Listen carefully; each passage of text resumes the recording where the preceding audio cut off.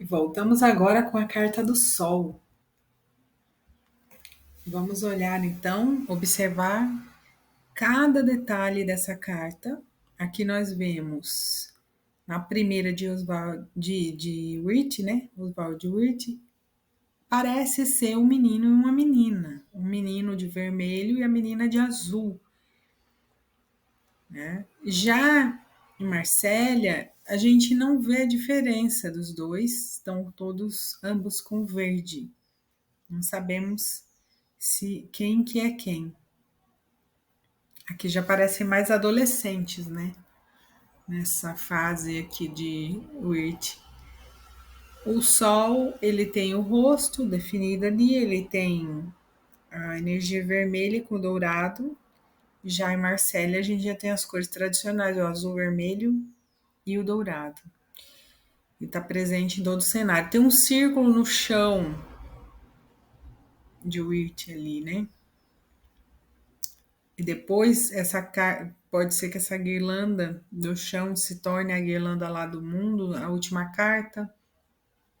Vamos ver tudo o que acontece aqui. Próximo aqui, nós vemos totalmente diferente das duas primeiras. Nós vemos o deus Apolo aqui na frente, provavelmente do seu templo ou do Olimpo,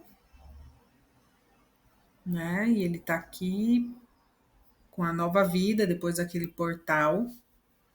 E nós temos aqui uma criança sentada num cavalo. Nós já vimos uma figura sentada no cavalo, que era a carta da morte. E temos aí girassóis, temos a presença do vermelho através da bandeira. O cavalo é branco. Parece uma espécie de escadaria, alguma coisa assim atrás dele, ou um muro, né? Vamos lá. Visto tudo aí, gente, tem mais detalhe, a lira na mão do Apolo, né? E também um arco, né? Temos mais esses dois detalhes. Bom, falando um pouco do Sol e a Lua, agora a carta da depressão anterior dissipou-se, saímos da complexidade da paisagem inumana e impessoal para um mundo simples da infância ensolarada, onde a vida já não é um desafio que precisa ser vencido, mas uma experiência para ser desfrutada. Viu a mudança de perspectiva que tem de uma carta para outra? Quando a gente está desfrutando, está deslumbrando, está apreciando a vida, a depressão não existe. Quando a gente está no momento presente, observando todas essas coisas, a depressão não existe. A gente está tão presente no aqui e no agora, não no passado, não nas coisas que não têm vida, né? Então aqui descobrimos a harmonia interior que sentíamos quando crianças, antes que os opostos nos partissem tão cruelmente em pedaços, separando-nos de nós mesmos um do outro. A diferença das portas de luz tremeluzentes, quer dizer, das estrelas, o brilho do sol é amplo e constante. É a diferença da Senhora Lua, o sol nos revela plenamente o rosto. A criança com o rosto radiante vem montada no mesmo cavalo que a morte, só que agora ele é branco para simbolizar a vida. Então tem muito detalhe aí, né, da diferença entre a lua e o sol. É uma mudança total de vida, de humor, de tudo, de perspectiva. Quando a gente começa a olhar a vida como uma criança. O simbolismo da letra, então, é o paradoxo da santidade, a expropriação da força de vida divina. Transcendente, a santidade aí, olha para você ver, né? É você, o paradoxo da santidade é você ter essa força, essa luz, transcendente pelo reino material, transcendência divina, suspensa acima das centelhas caídas de santidade. Significa a parte de trás da cabeça, um estado exaltado de Aleph, transcendendo o negativo ou o aspecto da morte, tudo que serve, defende e faz um esforço pela humanidade, mas também é uma imagem de contenção, compreensão e força. Gente, é interessante que existem duas energias: a energia da morte e a energia da vida. Tudo que é a força forte e a força fraca, tudo que tende a morrer e a viver. Então, essa é a transcendência acima de tudo isso, né?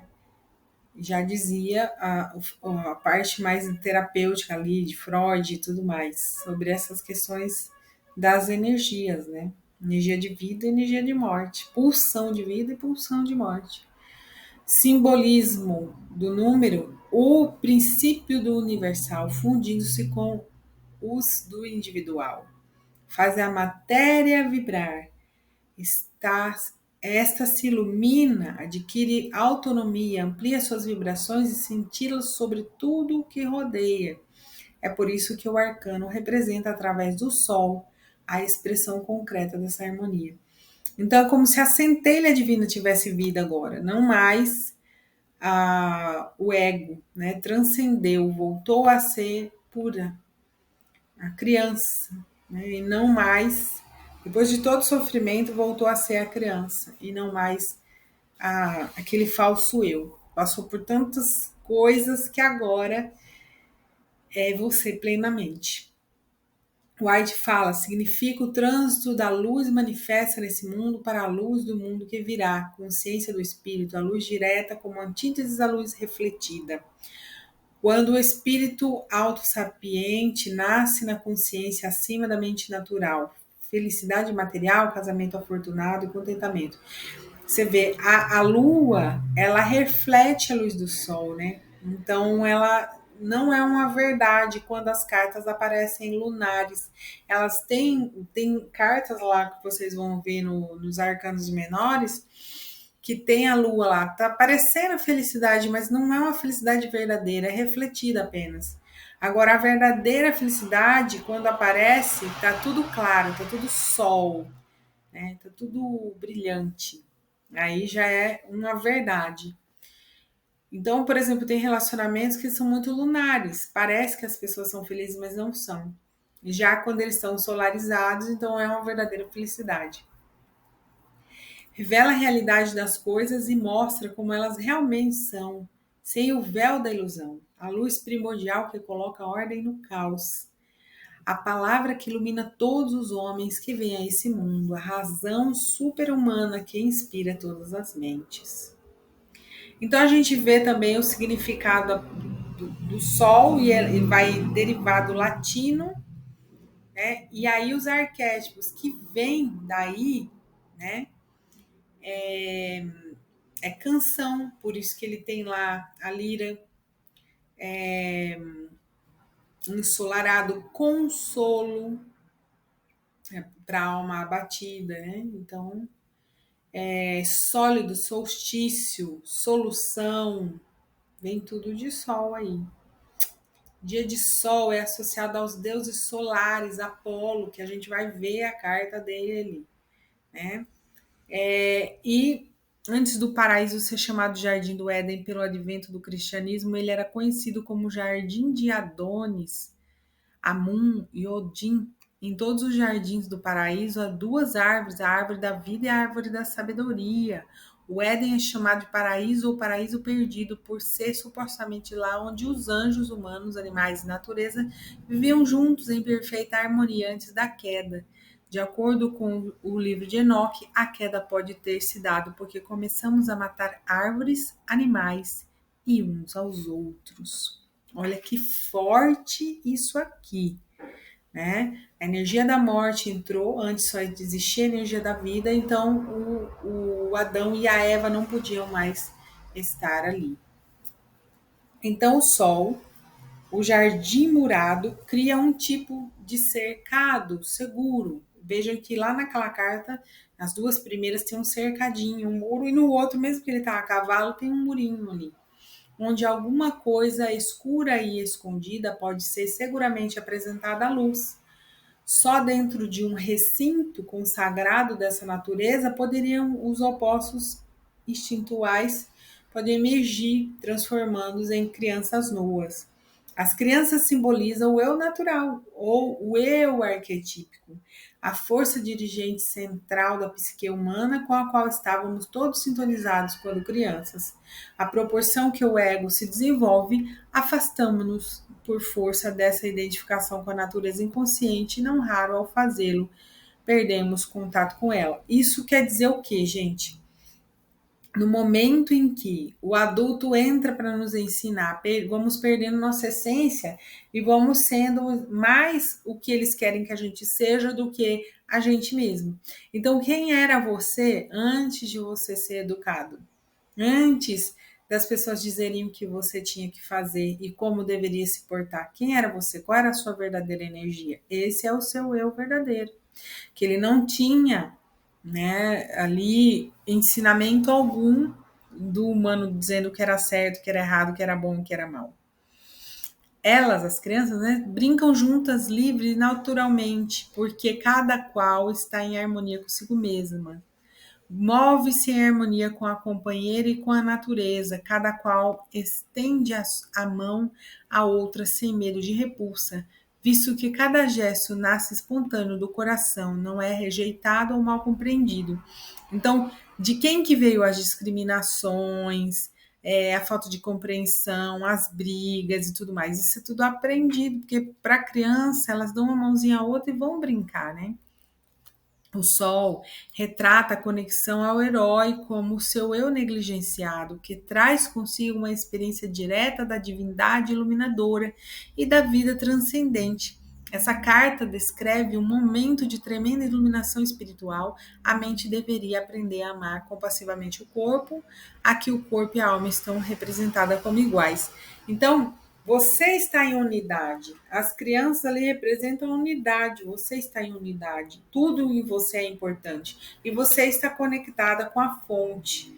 Você não tem separação do divino e do animal. Né? É tudo natural. Já você vai ver nas outras cartas que a gente está representado, metade animal, metade humano, que a gente já tem essa separação, que a parte animal é impura, é errada, é terrível, a parte instintiva, né? E a parte boa, o que sobra, é somente a parte mais humana da carta, né? Então, já voltando para a criança, toda ela é importante, né? Tanto o lado do corpo, dos instintos, qualquer parte da nossa natureza, sendo criança, é inocente, né? Então ela tem impulso, a criança tem impulso, a criança tem desejos, a criança tem tudo igual ao adulto, só que é na pureza dela e não nada ensinado, nem deturpado, nem dizendo o que está certo ou o que está errado. O Sol retrata o momento em que o herói, deixando para sempre o mundo das opiniões estéreis e dos dogmas formais, ingressa no mundo ensolarado da experiência direta e do conhecimento puro. Então é como se você não fosse ensinado, mas você vai tendo suas experiências e vai aprendendo a partir dessas experiências. Não foi ninguém que te falou que era assim, mas você que experienciou que era daquele jeito. No tarô de Marcélia, os raios são alternados, triângulos e chamas. Os raios em triângulos denotam a harmonia perfeita que emana deste astro. Os raios em forma de chamas, o efeito devorador que ele exerce, pois o homem que está sob sua radiação é inteiramente absorvido pela força divina que a emitiu, são de várias cores para manifestar a universalidade de sua harmonia. Então, você se torna puramente divino, né? Puramente divino. O fogo é purificador, né? O sol é purificador. Você se torna puro. As lágrimas que caem do sol, representadas com a ponta para cima, indicam uma emanação fecunda sem desperdício, como na carta da lua, mas ao contrário, como uma plenitude que aumenta à medida que se aproxima do chão. As cores vermelho, amarelo e azul indicam que elas têm seu ponto de apoio tanto no plano material como espiritual ou na inteligência. No tarô de White, então assim, aí você vê, ela vai cair no solo e vai dar fecundidade. Já na lua não tem como, né? Não tem como fecundar ali. A lua está escondendo a ação da luz. né, na verdade. No tarô de White, a criança em cima do cavalo é o destino do Oriente supernatural. É a grande luz sagrada que avança adiante da infindável procissão da humanidade, saindo do jardim murado da vida sensível e seguindo o trajeto para casa. Então, a gente vai ver aí, né? A criança sai, vai para a vida adulta, vai vivenciar suas experiências, vai fazer a jornada do herói. E aí, o que a gente pode dizer sobre isso? Quanto da nossa vida, né? Porque você vê que continua. A gente estava na sequência da lua, da depressão, e vem para um lugar solarizado, mas daqui ela já está mostrando que continua a jornada, né? Continua. E agora ela vai enfrentar os desafios, só que agora ela vai estar transformada. O que será que virá depois dessa carta? Né? Então comecem a observar os momentos de alegria, os momentos de que você está muito racional, os momentos que você está muito decidido, decidida, os momentos que tudo fica com muita clareza para você, o que você tem certeza, qual é esses momentos, né? E você vai fazendo suas anotações. O que está bem claro, o que é verdadeiro, o que está às claras, está bem mostrando verdadeiramente sobre o seu caminho, sobre você, né? E o que isso é tão puro, é tão simples, tão lindo como o mundo infantil, né? Quando a gente sabe que é o nosso caminho, aquilo toma uma alegria, uma pureza tão grande que não tem que ter a dúvida ali. É por isso que é um caminho maravilhoso. E tudo vai dando certo, vai sendo próspero, vai sendo maravilhoso. Então, façam suas anotações e vejam que área da vida ou está solarizada ou precisa do sol ali, tá bom? Então, até a próxima aula.